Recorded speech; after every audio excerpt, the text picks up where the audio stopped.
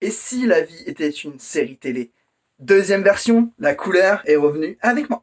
Donc on va parler de WandaVision. Et on va parler plus précisément du Sword et de Monica Rambeau. Monica Rambeau, c'est le petit personnage qu'on avait découvert dans Captain Marvel, donc la fille de Maria Rambeau qui a créé le Sword. Ça, on l'apprend dans l'épisode 4.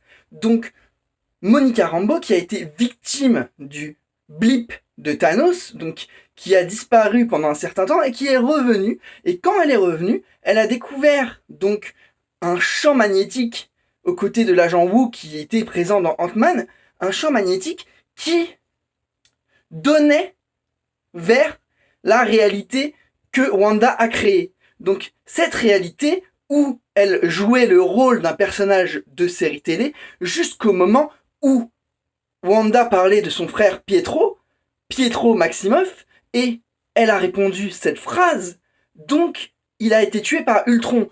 Une référence au monde extérieur qui a fortement dérangé Wanda, qui l'a extirpée de sa réalité.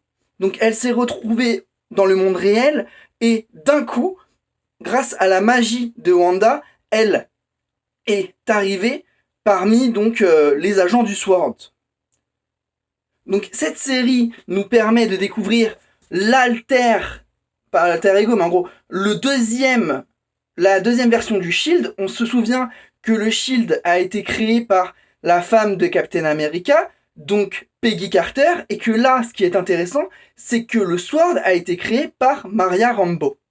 Donc on est vraiment sur les fondations d'un nouvel organisme comparable au Shield qui est dirigé par Nick Fury, et on est sur toujours cette série WandaVision qui va nous emmener progressivement vers Doctor Strange 2 et vers Spider-Man 3. Spider-Man 3 qui fait beaucoup parler et qui fait de nos jours, qui est un mystère des plus totales.